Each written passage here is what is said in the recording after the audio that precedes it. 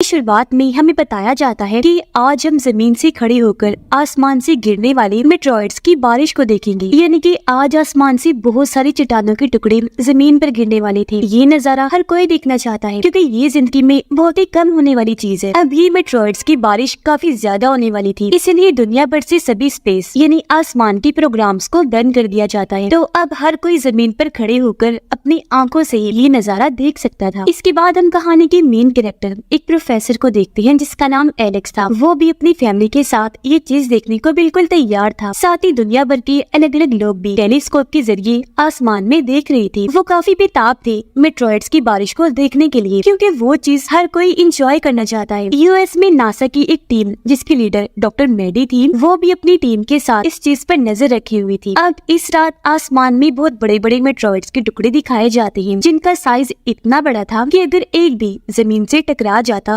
तो दुनिया तबाह हो जाती। अब एक कपल दिखाया गया जिनमें लड़का साइंटिस्ट था और वो अपने इस दोस्त से जल्द शादी करने वाला था। इस साइंटिस्ट ने भी अपना टेलीस्कोप सेटअप कर लिया था क्योंकि हर किसी की तरह ये भी काफी एक्साइटेड और जोश था, पर उसकी दोस्त उससे शादी की बात करना चाहती थी। अब दिखाया गया कि कुछ बड़े बड़े मेट्रॉइड्स जो जमीन की तरफ बढ़ रहे थे, अचानक उन्होंने अपना रुख बदल लिया और अब वो चांद की तरफ बढ़ने लगे, जो देखकर सभी लोग काफी घबरा जाते हैं। फिर अचानक एक मेट्रॉइड का बड़ा सा टुकड़ा चांद की सतह पर आकर तबाह हो जाता है, जिससे वहाँ धमाका हुआ और चांद का बहुत बड़ा हिस्सा टूट गया, जिससे अब मेट्रॉइड और चांद का मलबा जमीन की तरफ गिरना शुरू हो जाता है। ये देखकर डॉक्टर मेडी यूएस के प्रेसिडेंट को फौरन इस बारे में खबर कर देती है। मेडी और उसकी टीम अपनी कैलकुलेशन हिसाब से पता लगाती है कि अगले 1 घंटे में ये मलबा जमीन से आकर टकरा जाएगा, जिस बारे में उन्होंने प्रेसिडेंट को भी खबर कर दी थी, जिस वजह से पूरी जगह को बंद कर दिया जाता है। लेकिन कुछ ही देर बाद मेट्रॉइड का एक छोटा सा टुकड़ा जमीन की एक सतह से आकर टकरा गया, जिससे वहाँ धमाका हुआ और जमीन पर भी काफी तबाही मच गई, जिसकी खबर फौरन साइंटिस्ट यूएस के प्रेसिडेंट को करते हैं। एक मेट्रॉइड का टुकड़ा ऑस्ट्रेलिया के एक समंदर में आकर गिर जाता है, जिससे वहाँ काफी बड़ी सुनामी की लहर बन जाती है और इस वजह से ऑस्ट्रेलिया और आसपास के मुल्कों में सुनामी आने लगती है। पर फिलहाल इससे इतनी तबाही नहीं हुई क्योंकि पहले ही लोगों को वहाँ से निकाल लिया गया था। मेडी प्रेसिडेंट की एक मीटिंग में उन्हें वीडियो कॉल करती है और सारी सूरत हाल के बारे में खबर करते हुए बताती है कि मेट्रॉइड के इस हादसे की वजह से चांद ने अपनी जगह बदल ली, वो जमीन के करीब होता जा रहा है। कैलकुलेशन से हमने पता लगवाया है कि वो जमीन की 35,000 किलोमीटर करीब आ चुका है। ये चीज काफी परेशान करने वाली है। मजीद इसका क्या इम्पैक्ट हो सकता है, इस बारे में हम पता करवा रहे हैं और किस कदर ये इम्पैक्ट खतरनाक हो सकता है ये भी पता लगवाया जा रहा है। जो बात सुनकर सभी काफी फिक्रमंद हो जाते हैं। अब पहला मेट्रॉइड का टुकड़ा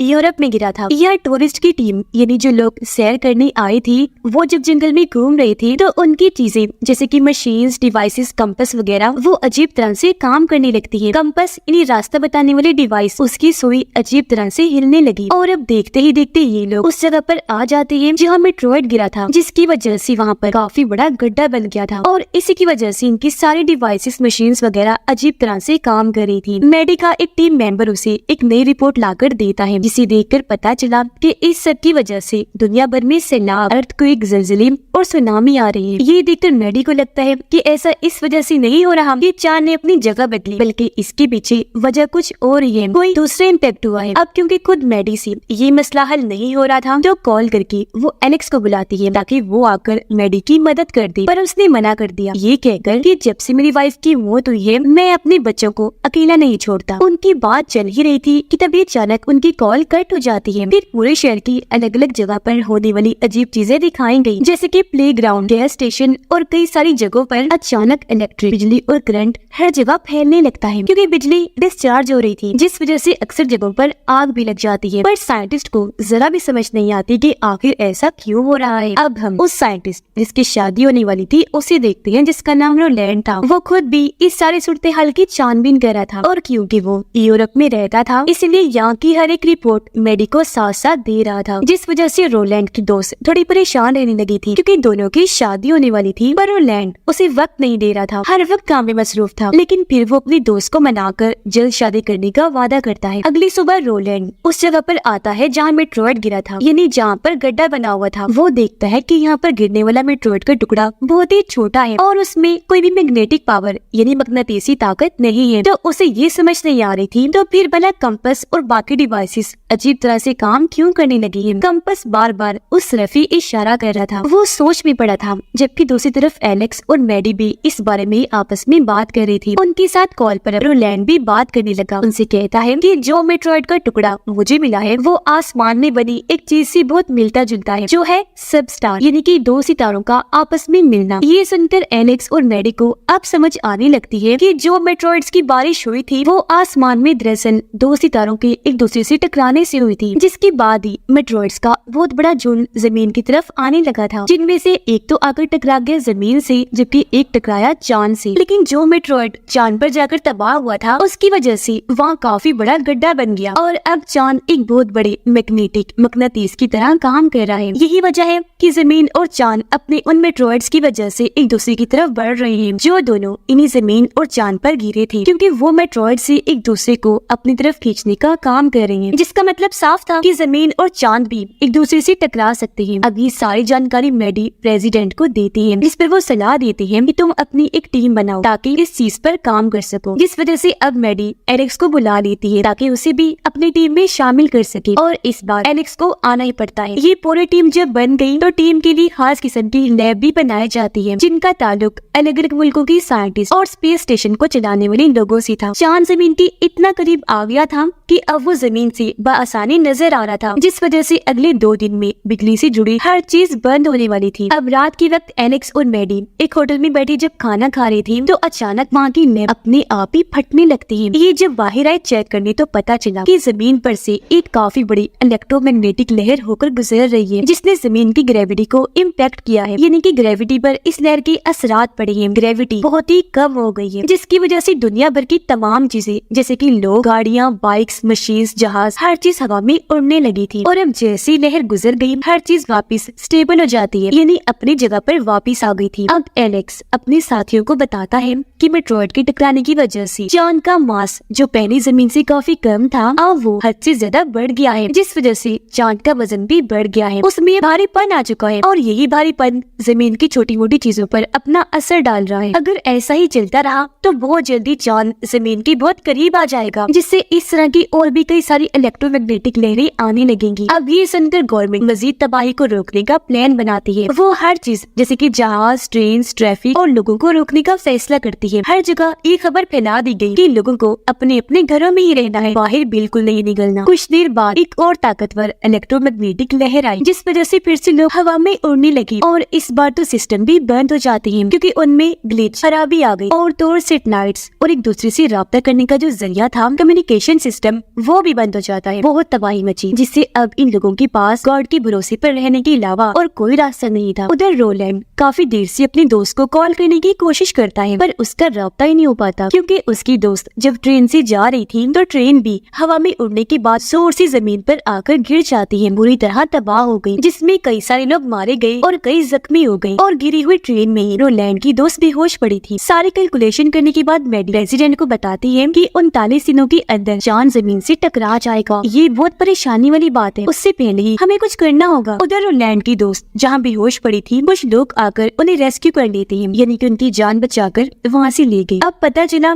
कि सिर्फ 20% मुल्क ही ऐसे हैं जो एक्स्ट्रा बिजली की वजह से रोशन है अभी तक, वरना उनके अलावा पूरी दुनिया में तो अंधेरा छाया हुआ है। मुसीबतें बढ़ती ही जा रही थी, क्योंकि ये इलेक्ट्रोमैग्नेटिक लहरें अब बार बार आ रही थी और पहले से भी ज्यादा ताकतवर होकर। उधर एलेक्स के बच्चे अपने डैड को लेकर काफी फिक्रमंद हो रही थी, क्योंकि काफी देर से उनकी बात ही नहीं हो पाई थी, कॉल भी नहीं लग रही थी, वो ठीक भी है या नहीं ये भी बच्चे नहीं जानते थे। वो अपने दादाजी से जिद करने लगते हैं कि हमें डैड से मिलवाने ले चलिए। पहले तो उन्होंने मना कर दिया, पर उनके बार बार कहने पर वो मान गए। वो दोनों बच्चों को गाड़ी में बिठाकर वहाँ से ले जाने लगे एलेक्स से मिलवाने के लिए। पर जब ये रास्ते में थे तो फिर से काफी बड़ी इलेक्ट्रोमैग्नेटिक लहर आ गई, जिससे इनकी गाड़ी हवा में उड़कर काफी दूर जाके गिरती है। इनका एक्सीडेंट हो गया, जिसमें तीनों ही जख्मी हो गई। और क्योंकि अब रेस्क्यू टीम के पास बचाने का सामान भी थोड़ा ही रह गया था, टीम मेंबर्स भी कम थे, तो वो भी इन्हें बचाने नहीं आते। समंदर में एक बहुत बड़ी शिप जब आगे बढ़ रही थी तो लहर की वजह से वो भी पानी में ऊपर उठ गई, जिससे उसका बहुत सारा सामान भी बाहर निकलकर उड़ना शुरू हो गया। अगली ही पर शिप उल्टी सीधी होकर पानी में जा गिरी, पूरी तबाह हो गई। इससे काफी जानी और माली नुकसान हुआ, जिससे अंदाजा हो गया कि अब तो नुकसान हद से ज्यादा ही बढ़ गई है। तो इन सारे हालात को देखते हुए प्रेसिडेंट कर्फ्यू लगाने का ऐलान कर देती है। बस, ट्रेन, शिप्स, प्लेन, यहाँ तक कि लोगों को भी सख्ती से रोक दिया जाता है। अब मैडी ने इन हालात से निपटने का हल निकाल लिया था। वो सबको कहती है कि हम चांद की ग्रेविटी ही कर सकते हैं। हमें उसके कोर यानी मेन हिस्से में धमाके करने चाहिए, पर ऐसा करने के लिए हमें बहुत ही पावरफुल ताकतवर रॉकेट्स चाहिए होंगे। इन धमाकों की वजह से वो मेट्रॉइड जो चांद पर है और जो जमीन पर है, जो अभी तो एक दूसरे को अपनी अपनी तरफ खींच रहे हैं, वो फिर एक दूसरे को खुद से दूर करने लगेंगे। ये धमाके फिर चांद को सूरज की तरफ धकेल देंगे। फिर सूरज की ग्रेविटी की वजह से चांद अपनी ऑर्बिट यानी अपनी सही पोजीशन जगह पर आ जाएगा जहाँ उसे होना चाहिए। लेकिन ये सब करने के लिए सिर्फ यूएस की टेक्नोलॉजी ही काफी नहीं होगी, इसके लिए दुनिया भर के तमाम मुल्कों को एकजुट होना पड़ेगा। लेकिन तभी आर्मी एक अलग ही तरह का प्लान बताती है कि चांद को हम आम रॉकेट के धमाके से भी उड़ा सकते हैं, जिससे सिर्फ थोड़ा बहुत उसका टूटा हुआ मलबा ही जमीन पर गिरेगा, ज्यादा नुकसान नहीं होगा और फिर चांद खुद ही सूरज की तरफ चला जाएगा। पर ये फैसला सुनकर मैडी खुश नहीं थी, क्योंकि उसे लग रहा था कि इसमें नुकसान ज्यादा होंगे। अब यहाँ प्रेसिडेंट दोनों ही प्लान्स के बारे में सोचने का टाइम मांगते हैं, दुनिया भर के अलग अलग प्रेसिडेंट से भी बातचीत करते हैं। जबकि एलेक्स को पता चला कि मेरे बच्चे और डैड घर पर नहीं है, जिस वजह से उसे काफी टेंशन हुई। अब दुनिया भर में लोगों को पता चल गया था कि हमारे पास बस कुछ ही दिन का टाइम बचा है, जिस वजह से जगह जगह लड़ाइयाँ वो दंगे करने लगे, एहतजाज किए जाते हैं, क्योंकि उन्हें इस बात का गुस्सा था कि गवर्नमेंट ने इस मसले को ठीक से हल ही नहीं किया और सबसे ये बात छुपा के रखी हुई है। बिगड़ती हुई सूरत हाल को देखकर दुनिया भर के तमाम प्रेसिडेंट आर्मी वाले प्लान को लेने का फैसला करते हैं। इन्होंने पूरा मिशन तैयार कर लिया था, जिस वजह से लोगों में उम्मीद की किरण पैदा हुई। वो दुआएं करने लगते हैं कि किसी तरह ये मिशन कामयाब हो जाए। अब इस प्लान पर ये लोग काम करना शुरू कर देते हैं और आखिर वो दिन आ ही गया जब इन्होंने रॉकेट को लॉन्च करना था, यानी मिशन के लिए चांद पर भेजना था। जैसे रॉकेट छोड़ा गया, सब लोग यहाँ तक कि एलेक्स के बच्चे और डैड भी देख रहे थे, जो किसी तरह बच गए थे। रॉकेट लॉन्च होते ही वो सीधा चांद की उस जगह पर जाकर फट गया जहाँ पर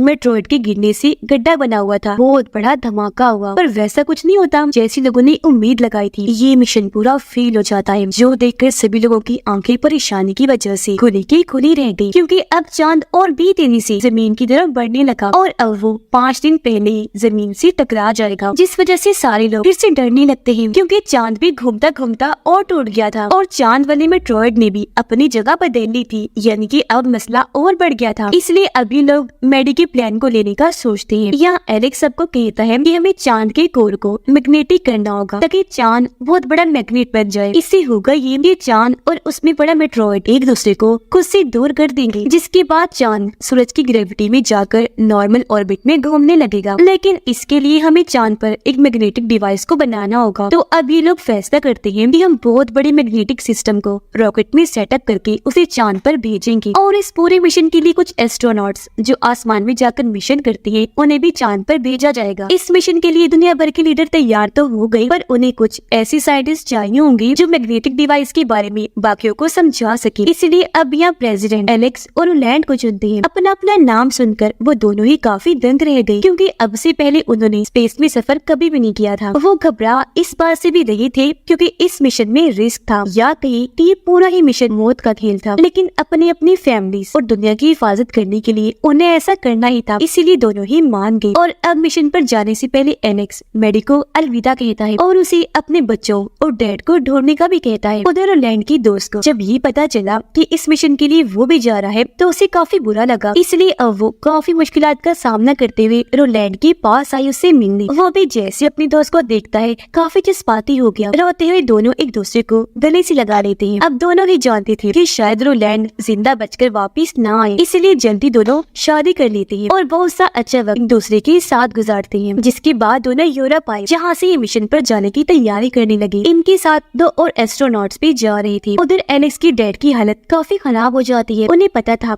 कि अब मैं बचने वाला नहीं हूँ, इसीलिए वो दोनों बच्चों को आखिरी अलविदा कहते हैं, जिसके कुछ ही पलों के बाद उनकी मौत हो जाती है, जिस वजह से दोनों बच्चे अकेले रह गए थे। पर इनकी किस्मत अच्छी थी क्योंकि एक अच्छा इंसान इनको शहर तक लिफ्ट देने की ऑफर करता है। दूसरी तरफ रोलैंड का मॉड्यूल लॉन्च हो जाता है और अब रोलैंड चांद पर आकर वहाँ कोई ठीक मुनासिब जगह ढूंढने लगा जहाँ वो अपनी चीजों सामान वगैरह को सेटअप कर सके। मैडी को भी एलेक्स के बच्चे मिल गए थे, इसीलिए वो फौरन राब्ता करके एलेक्स को इस बारे में बता देती है। ये जानकर वो काफी खुश हो गया और अब वो वीडियो कॉल करके अपने बच्चों को अच्छे से अलविदा कहता है, जिसके कुछ ही देर के बाद इनका ये मिशन शुरू हो गया और वो लैंड वाला मॉड्यूल चांद की सतह पर उतर जाता है। अब इनके मिशन की पूरी वीडियो लाइव दुनिया भर में दिखाई जा रही थी। सारे साइंटिस्ट एस्ट्रोनॉट चांद पर आकर अपनी डिवाइस मशीन को वहाँ सेटअप करने लगते हैं। कैलकुलेशंस करके इन्हें पता चलता है कि जो जगह इन्होंने चुनी थी, इन्हें जो इनका टारगेट है वहाँ तक जाने के लिए इन्हें 6 घंटे लग जाएंगे। इसके अलावा जब इन्हें बैटरी में गड़बड़ का पता चला तो वो इसे भी बदलने का सोचते हैं, पर इसको भी बदलते बदलते 5 घंटे लग जाने थे। इसलिए अब जनरल इनसे राब्ता करता है, कहने लगा कि तुम चांद की पूरी सतह को स्कैन करो और जिससे जमीन पर इम्पैक्ट हुआ है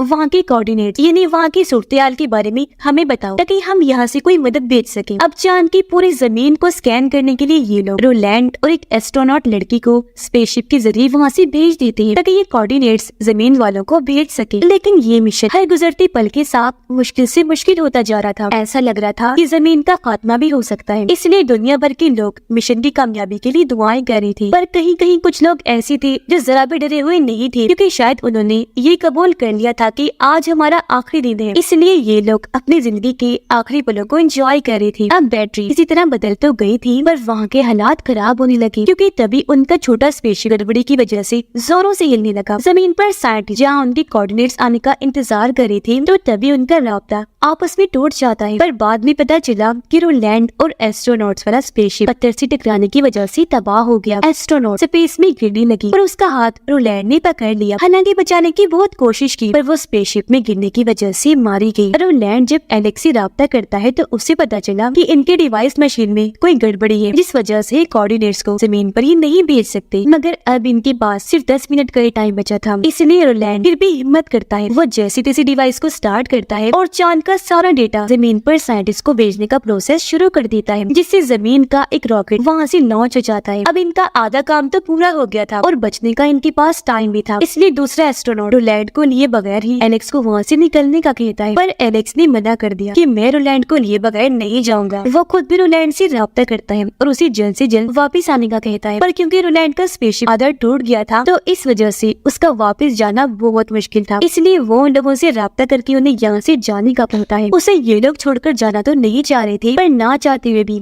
ये अपने मॉड्यूल को लॉन्च कर देते हैं और यहाँ से निकल पड़े। इस वजह से एलेक्स काफी दुखी था। अब यही टाइम के हिसाब से चांद पर बहुत बड़ा धमाका हो जाता है, जिससे चांद के 2 टुकड़े हो जाते हैं और जैसा उन्होंने सोचा था वैसा ही हुआ। धमाके से मेट्रॉइड और चांद सच में एक दूसरे से दूर दूर हो जाते हैं और आखिरकार चांद अपनी असली पोजीशन ऑर्बिट में आ जाता है। पर जमीन पर सारे लोग इस बात से परेशान थे कि आने वाले लोग जिंदा बचे हैं या नहीं। वो टेंशन में आ गई, लेकिन जल्द इन्हें पता चला कि धमाके में एलेक्स और आखिरी एस्ट्रोनॉट जिंदा बचे हैं। सारे लोग बाकियों की मौत से दुखी तो थे, पर एलेक्स और उसके जिंदा बचने से वो काफी खुश भी थी। अब रोलैंड की वाइफ उसकी मौत पर काफी दुखी थी, पर वो देखती है कि उसने मेरे लिए एक आखिरी मैसेज छोड़ा है। उसने दिल का निशान बनाकर अंदर लिखा था कि मैं तुमसे बहुत प्यार करता हूँ, जो देखकर वो काफी दुखी हो गई, जज्बाती होते हुए रोने लगती है। कुछ दिन के बाद एलेक्स और वो एस्ट्रोनॉट जमीन पर लैंड होते हैं, जहाँ सब लोग उन्हें वापस देखकर और उनकी बहादुरी पर बहुत खुश होते हैं। यहाँ प्रेसिडेंट खुद उनका वेलकम करता है। यहाँ एलेक्स अपने बच्चों और मैडी से भी मिलकर काफी खुश हो जाता है। एलेक्स और मैडी जब आसमान की तरफ देखते हैं तो वहाँ टूटे हुए चांद के 2 टुकड़े थे, जो इस बात की तरफ इशारा कर रहे थे कि अब इंसानों को जिंदगी का नया मौका मिला है। मुस्कुराते हुए वो आगे बढ़ गई और इसी के साथ ये फिल्म इधर ही खत्म हो जाती है।